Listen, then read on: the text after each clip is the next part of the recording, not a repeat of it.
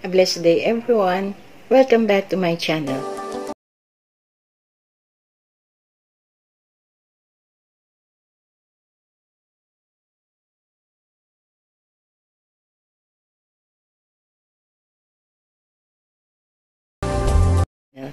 For this day video, mga momshies at sa aking mga kabarangay secretary dyan, naisipan kong gumawa ng isang video tungkol sa BPOC na kung saan marami pong katanungan yung ating mga viewers dyan.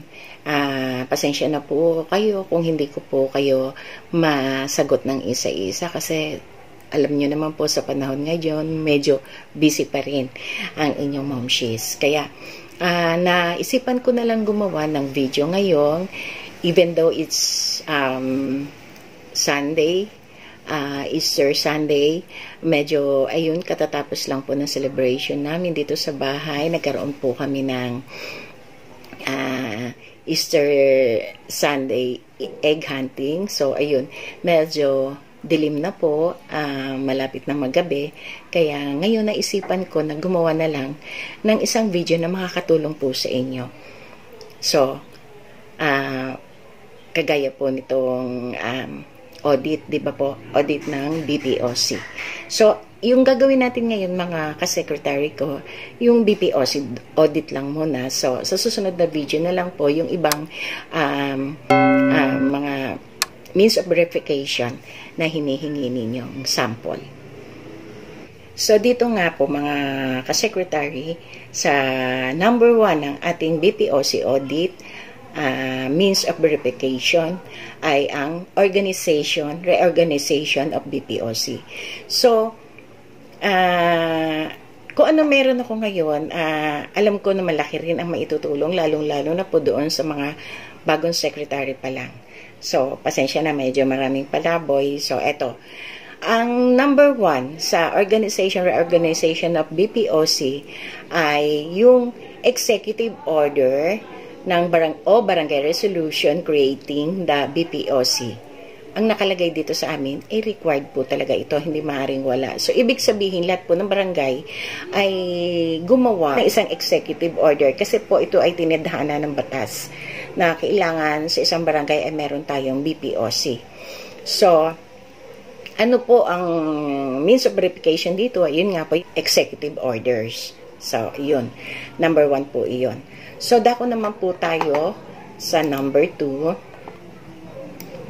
Reorganization of BPOC within 100 days upon assumption to office. Siguro iisa lang naman po tayo, di ba, ng mga questionnaire or yung dapat nating i-comply kasi lahat naman po ito galing sa ating DILG office, di ba po? So, ang number 2, reorganization of BPOC within 100 days upon assumption to office. So, ano po yung means of verification na dapat nating i-attach?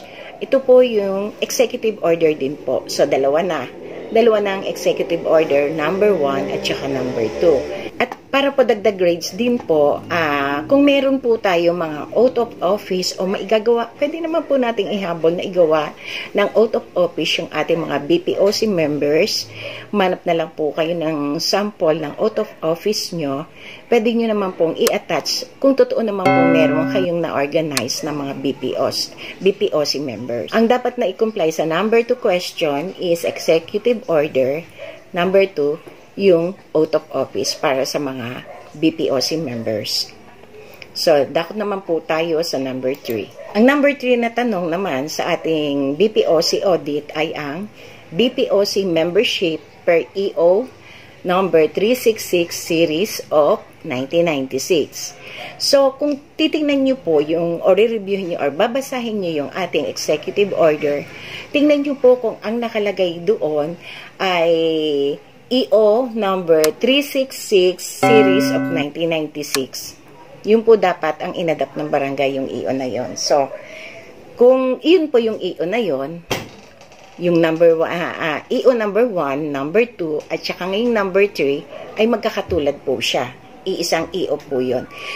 So, kung yung tanong nyo po is, doon po sa question number 1, number 2, and number 3, ay isang executive order na lamang ang ilagay, isang kopya.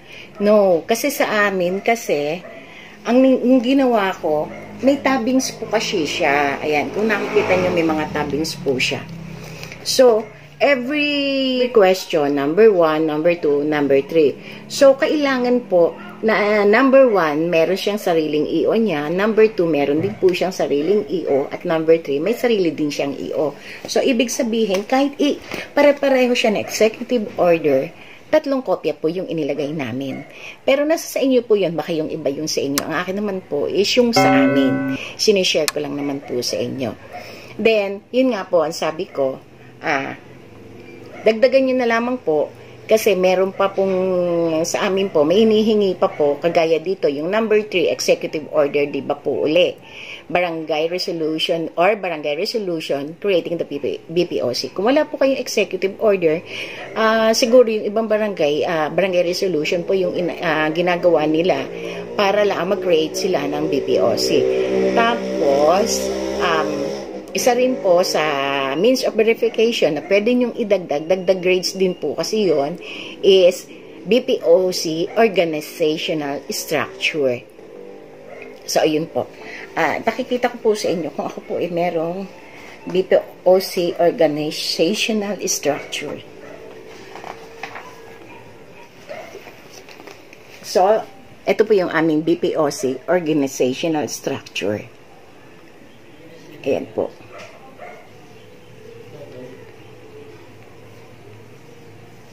Ayan, mga mamshis. O, ayan, mga kasekretary ko. So, ayan, may sample na ako. Kung wala din po kayo, as of now, pwede naman po kayong gumawa. Basta po, meron kayo na-create na BPOC members. So, yun po. Number 4, attendance to trainings, orientation of BPOC members.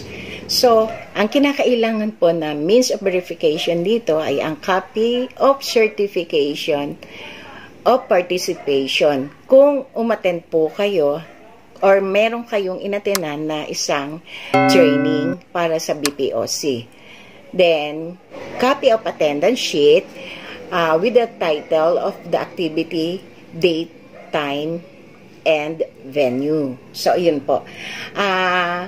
Meron din pong post-activity report of the training attended. Then, attestation from the lead organizer. Lahat po yan, kung meron po kayo, is pwede nyo naman po siyang i-attach para po dagdag rin po ng grades yan. Pero, dito po sa assigned points, nakalagay dito sa amin, 5 points po siya, at least 1 training activity attended by all BPOC members in the previous years. So, dito po sa aming period under review, inilagay po dito yung FY 2019 to FY 2020. So, sa attendance to training and orientation of BPOC members, kailangan may photocopy kayo ng all your trainings related to peace and order. Isa na yun kung meron kayong bineyo na inatinan. Kasi 'di ba, nagkaroon tayo noon ng bineyo noong nakaraang election. Kung nagkaroon kayo ng election sa inyong mga barangay, 'di ba? So, 'di ba pagkakaupo ng mga bagong luklok, nagkakaroon tayo ng bineyo. Yung bineyo ay isa pong training para sa mga members ng BPOC. So, pwede nyo po siyang isama. Yun po yung sabi sa amin ng aming DILG. Bineyo training or anything related sa BPOC. So, kung meron kayong bineyo training, i-attach nyo po yun. Nandun din yung mga certification. Kung meron kayo, i-attach nyo rin po yun. Yung mga photos, mga pictures. Number 5 questions na po tayo. Number 5 question is conduct of regular BPOC monthly meetings. Ang nakalagay po dito na means of verification na kailangan nating i-attach is yung copies of BPOC monthly meeting minutes and attendance sheets with photo documentation with date and timestamp. So, yun. Ang nakalagay dito po ay period under review is FY 2019. So, kung 2019 at hindi pa naman kayo gumagamit ng date and time stamp, pwede na sigurong walang ganon. Basta't meron kayong actual na session na ginanap ng inyong BPOC.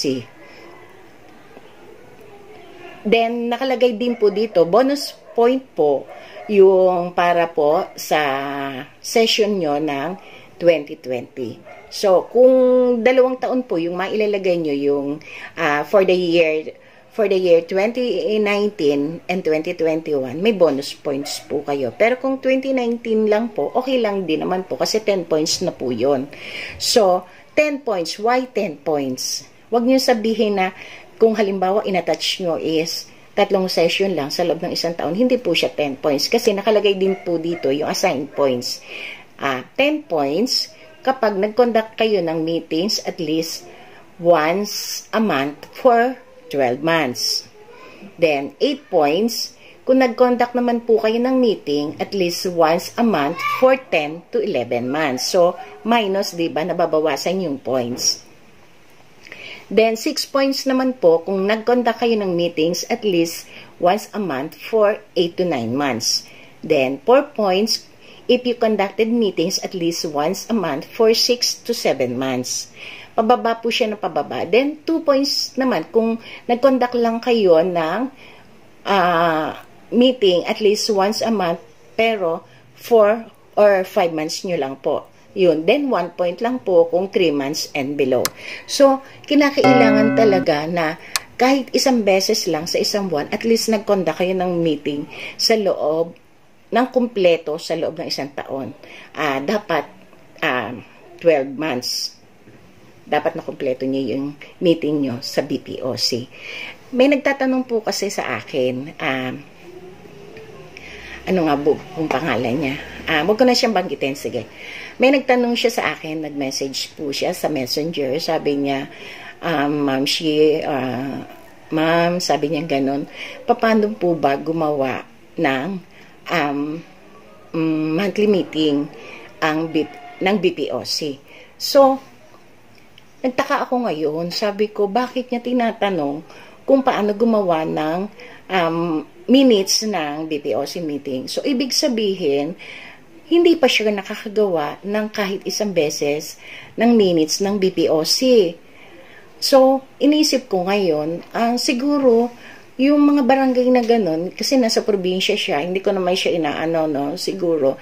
Kasi yung mga barangay ngayon, hindi lahat noon, mga year ng 2019, ay hindi pa na-upgrade masyado yung barangay. Kumbaga sa late na sila.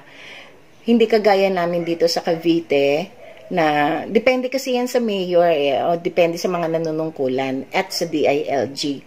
Kung nire-required na ng DILG na kailangan ang mga barangay ay sumunod sa itinataguyod ng batas or ibinababa ng batas, kailangan talaga na ang barangay ay makumpleto kung ano po yung mga dapat na gawin or dapat na i-adapt or dapat na i-implement kagaya ng mga BPOC, BADAC, lahat po ng mga committee na yan na dapat isagawa sa barangay.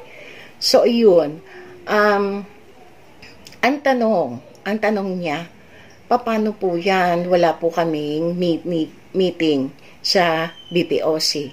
Or siguro hindi lang sa BPOC, kasi nagtatanong, humingi nga siya sa akin ng sample.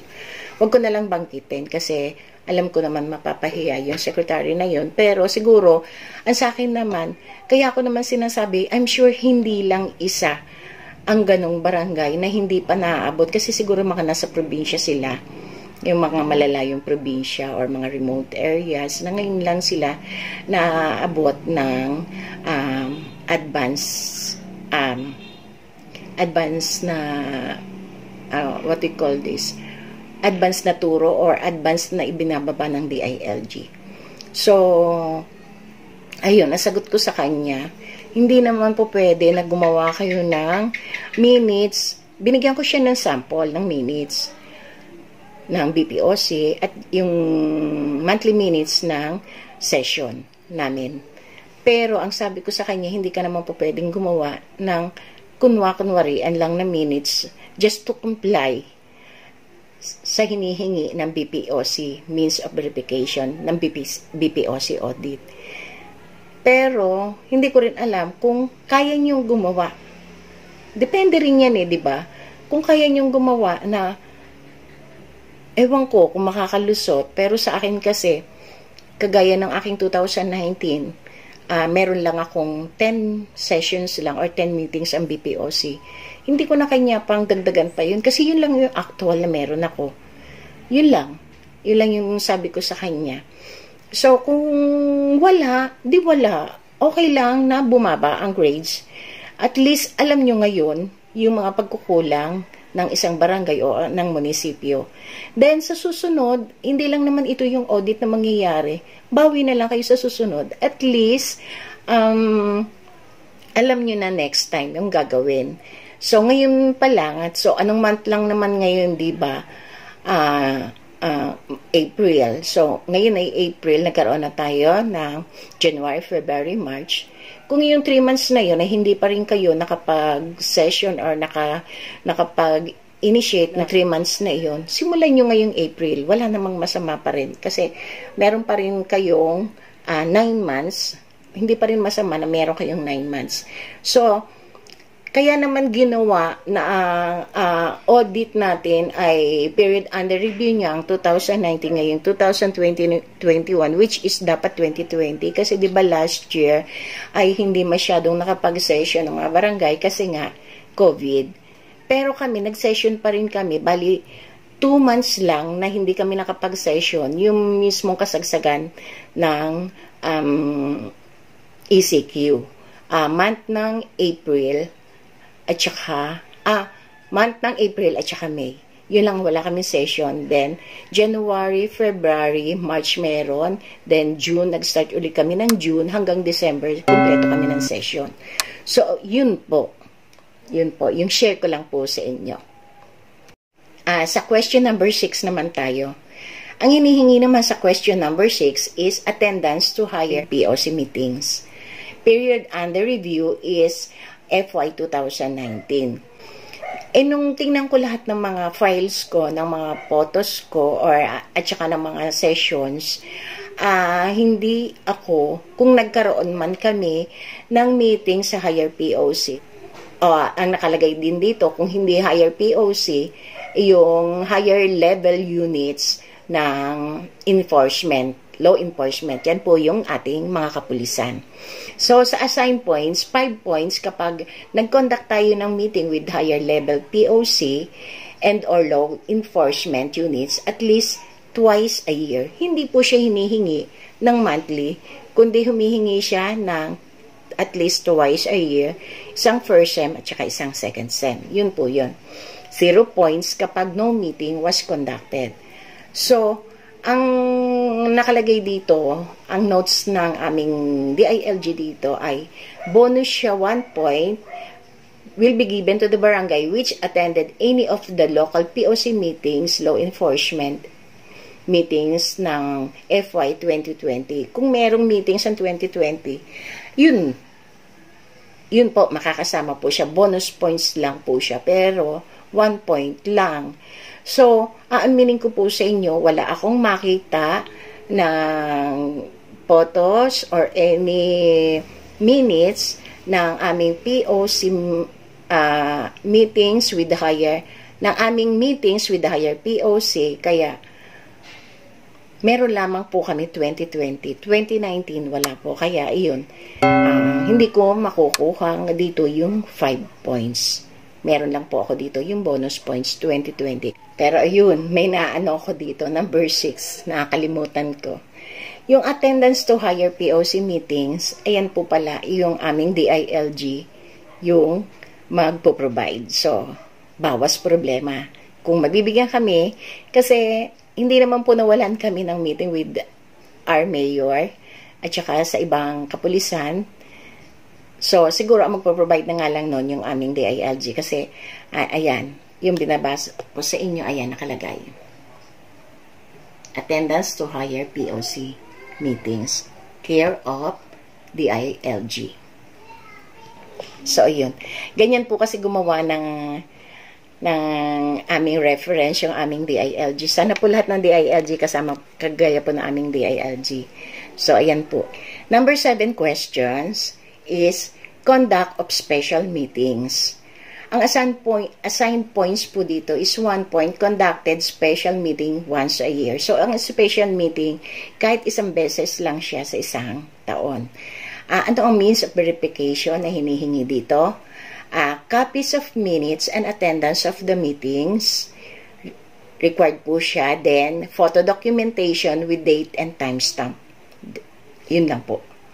So, ang period under review is FY 2019. Yan. Excuse me. Dito nakanote si ma'am na special meeting is a meeting conducted aside from the regular meeting. The special meeting is another meeting held by the BPOC within the same month after conducting the regular meetings. This can also be specifically tagged by the BPOC for the purpose. Yun po. Ayan, ang nakalagay dito sa conduct of special meetings ay 2019 special meetings. May also include 20 minutes for additional points. So, yun. May additional points pa rin po kung meron din kayo. Meron na kayong 2019 at additional points kung meron kayong 2020. Question number 8 naman po tayo. Formulation of BPAP's plan.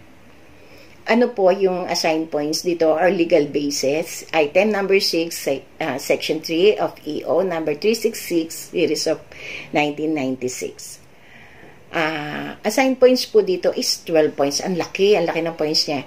Presence of a 3-year term-based BPAP's plan. Nakagawa ba kayo ng BPAP's plan? Kami, oo, nakagawa kami.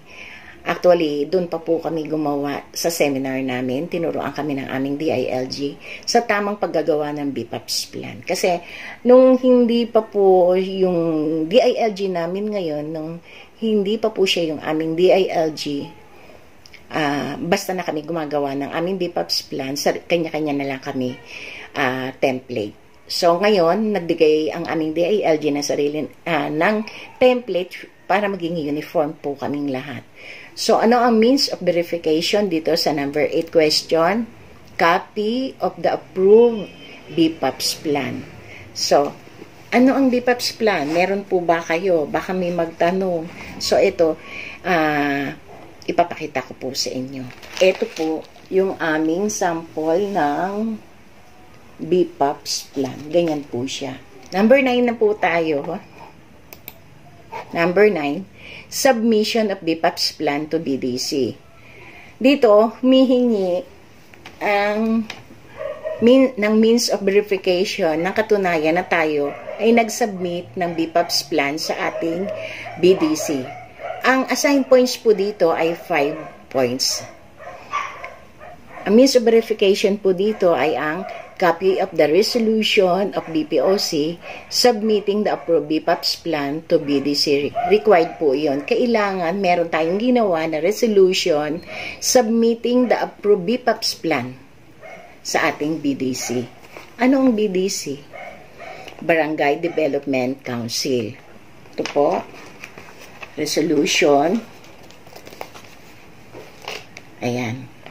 Katunayan na tayo ay nag-submit sa ating BDC na resolution. A resolution approving the Barangay Peace and Order and Public Safety Plan of Barangay for the calendar year 2020 to 2023 and to submit to Barangay Panungian to Barangay Development Council. Yun po ang nakasulat sa ating resolution. Number 10. Number 10 question is submission of BPAP's plan to CM PAP's plan. 5 points din po yung assigned points po para dito. Ang means of verification ay copy of BPAP's plan with stamp received by the higher POC. Ayun, gaya ng sinabi ko sa inyo, higher POC, sino? Si Mayor or sa LGU. Yun po. So, ang amin pong BPAP's plan number 10 ay nagbigay po ang LGU ng patunay, ayan, na nag-submit kami sa kanila ng BPAPS plan. Ayan, ganyan. Ayan, ang logo ng aming LGU. Permado ng aming DILG. So, yun. Yan po yung number 10. Question number 11. PPAs funded by private organization and individual. Ano ang assigned points po dito ay 1 point lang. At least one activity under BPOC funded by the private organization or individual. Ang period under review is July 2018 to December 2020.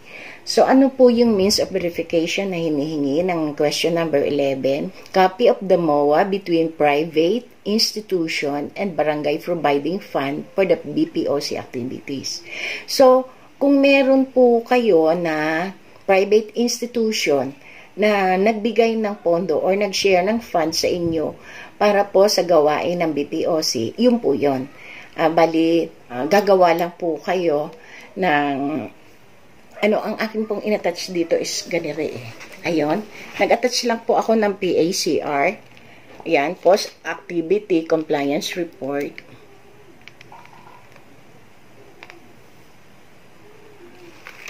Ayan. Napatunay na sila, yung mga private institution, ay nagbigay ng pondo sa barangay. Ang aking pong inilagay, ang aking pong kasamang attachment ay photos na sila po ay nag-provide ng tulong sa barangay. Ayan. May photos. Then, nag-attach din po ako. Ayan.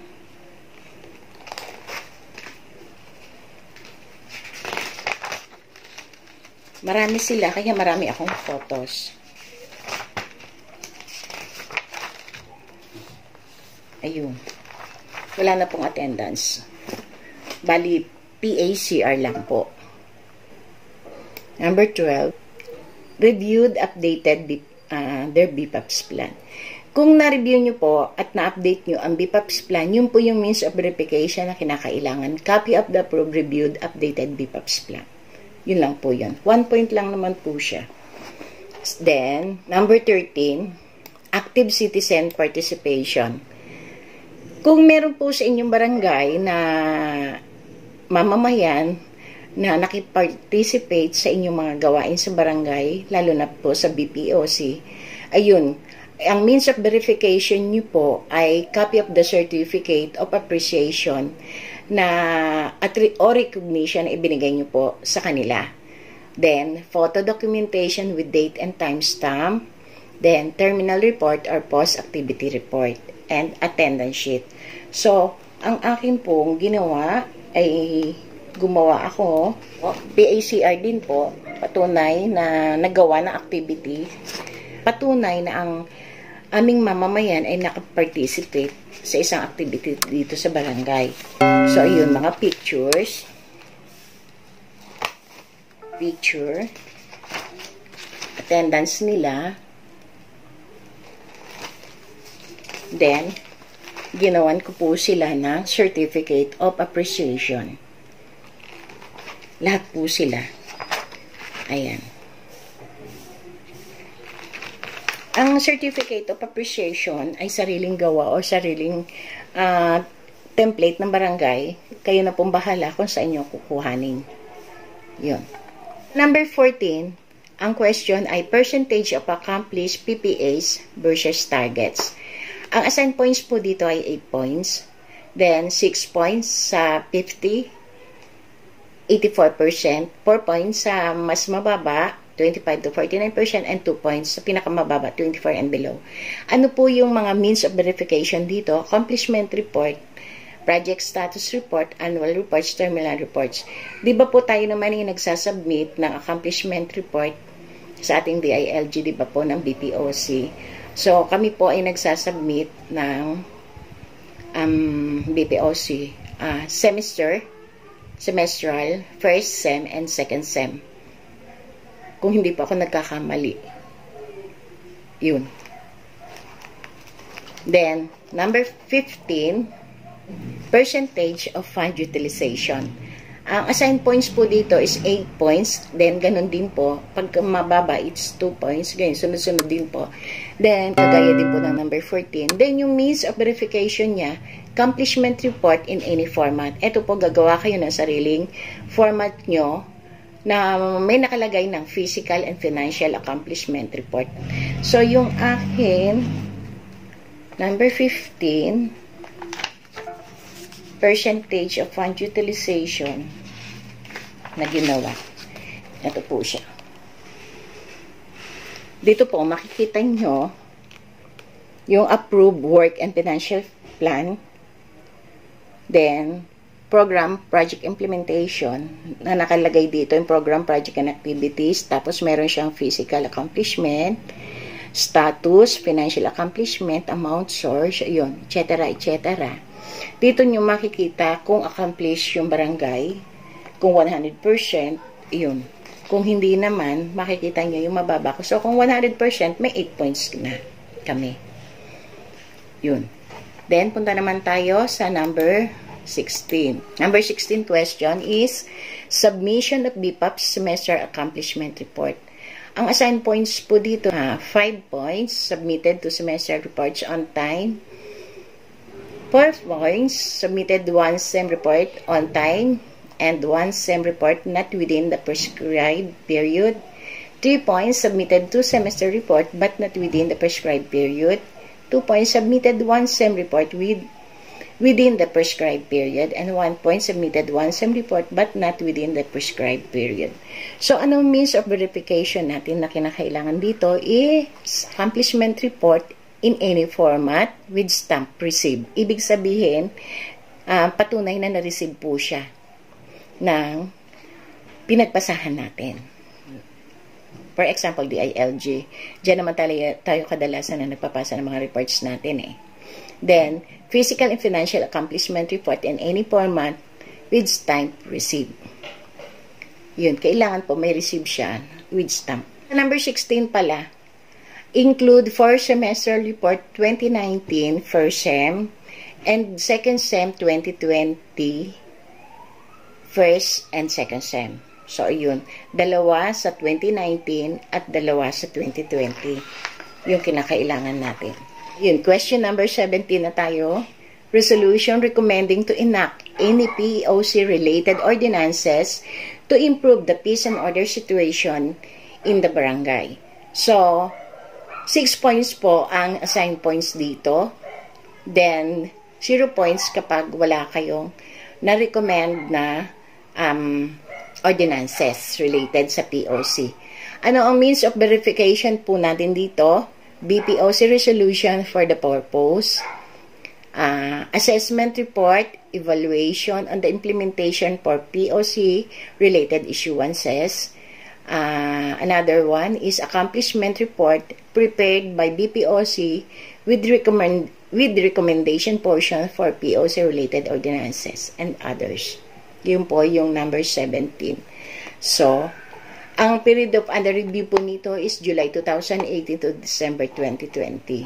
So, kung ano po yung mga ordinances na ini-implement nyo sa barangay na may related po sa POC, yun po yung mga dapat nating i-attach dito. Kagaya po ng road clearing operation. So, ang means of verification ng road clearing operation ay BPOC resolution.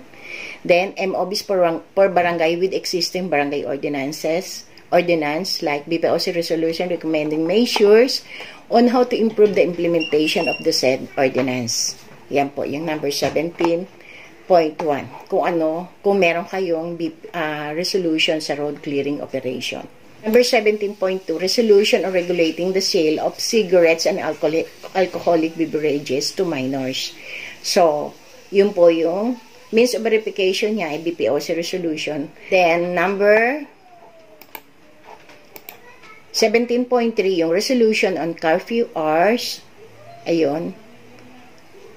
Basta yung under review niyang period ay July 2018 to 2020. Then, 17.4, resolution on stray animals.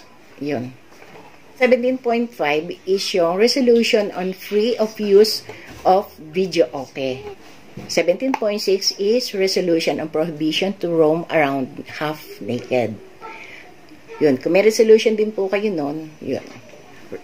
Question number 18, submission of Barangay Peace and Order information report to PNP. So, ano ang assigned points po dito ay 4 points lang. Submitted Barangay Peace and Order information report to CMPOC, local PNP unit, and other law enforcement. Ano ang means of verification? Certificate of submission from CMPOC, local PNP unit, and other law enforcement office required. Copy of received transmittal form. Yun po. 19. Accomplishment and submission of BPOC self-assessment form. Ano ang means of verification dito? Copy of the previous BPOC self-assessment form certified by the ETF. And copy of received transmittal form. Ayun. Kung meron po kayo nun, di-attach nyo rin po. 4 points po siya. Then, number 20, the last but not least, yung BPOC innovation and good practices. Good practice. So, ang assigned points po dito is 5 points. Ang description po nito is BPOC shall practice new methods and programs as innovation with a level of creativeness in maintaining peace and order, ensuring public safety in the community. Then, anong po yung means of verification na hinihingi nito? Program briefer, resolution or ordinance implementing the innovation, photo documentation with date and timestamp, and recognition and awards, newspaper clips. Ibig sabihin po nito, kung meron pong ginawa ang inyong BPOC sa inyong barangay na sa sarili niya lang pong sarili niyang practice na hindi galing sa taas, na nag-implement siya ng sarili niyang karunungan or sarili niyang, ano tawag doon? Basta yun, ang tawag doon ay innovation at sarili niyang good practices na in-implement niya sa barangay. Ang tawag po doon ay innovation. So, ayun. Kami po, ang amin pong innovation, papakita ko sa inyo. Ayun. Yung Barangay Peace and Order Committee namin ay nagkaroon ng registration of transient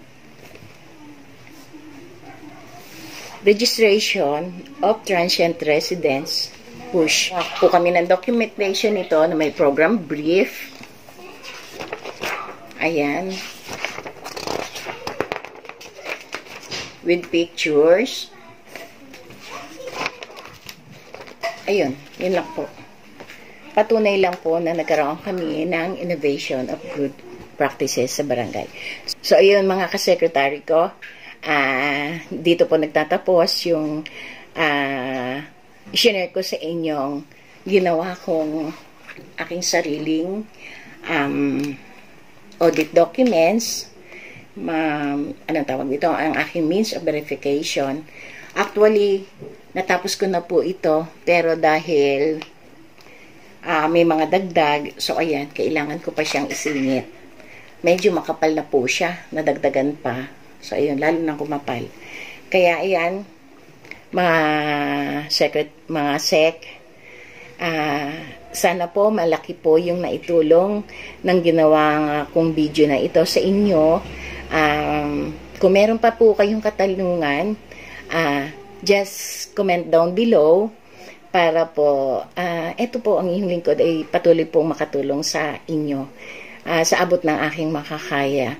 At kung sa tingin nyo naman po, ikaw nanonood, mali po yung aking mga itinuro o may kulang, wag po kayong mahiya na mag-comment din po para madagdagan din po yung aking kaalaman. Wala naman pong masama doon. Lahat naman po tayo is hindi po perfect at ako po, kagaya ko, is meron pa rin po akong mga hindi pa masyadong natututunan o kulang pa po ako sa kaalaman. Hindi ko naman po sinasabi na ako'y napakarunong na. Medyo nahilingan lang po ako ng aking mga manonood, ng aking mga viewers, na matulungan ko sila. Kaya eto po, gumawa po ako ng video ng BPOC means of verification para sa BPOC audit. So ayun sa mga kasekretary ko, salamat sa panonood ninyo muli sa aking video na to. At kung ikaw ay bago pa lamang po sa aking channel, please don't forget to subscribe at pakihit na rin po yung notification bell at pakishare na rin po para madagdagan po tayo ng magsusubscribe at manonood ng lahat ng aking mga videos. Salamat po ng marami. Ayun po, kagaya ng naipaliwanag ko sa inyo kanina, wag po kayong matatakot or mahihiya na hindi po mataas yung makuha nating grades sa barangay audit na ito, sa BPO, barangay audit ng BPOC, BADAC, BAUSI, BCPC, at magkakaroon pa po na iba pang audit sa ibang mga committee. Huwag po tayong matakot na mababa lang po yung makuha natin kasi wala naman pong nagbabagsak dito. Hindi naman po kayo ipapahiya. Ito po yung magsisilbing gabay natin. Kung nakakuha po tayo ngayon ng mababa, siguro naman po next year makakabawi rin po tayo. So, yun lang po yung aking maipapayo. Huwag po kayong mawawala ng pag-asa at huwag kayong malulungkot kung hindi nyo man po makumpleto yung mga means of verification. Huwag po natin itong ikalungkot or huwag po nating ikahiya. Lalo na at bago pa lang tayong, bago ka pa lang na secretary, huwag po. Magpatuloy lang po tayo. Just hold on. At ang mga ganito ay isang lesson din po, makakadagdag na lesson po para sa atin o para sa inyo, dagdag kaalaman. Huwag po kayong susuko, walang magre-resign, walang iwanan. Kumbaga sa amin nga dito, walang iwanan. Kahit anong hirap ng trabaho natin, kapag ibinigay po natin ito sa ating Lord, sa ating Panginoon, wala pong imposible. Lahat pong yun ay ating mapapagtagumpayan. Yun lang po mga kasekretary ko. Salamat muli, and may God bless us all.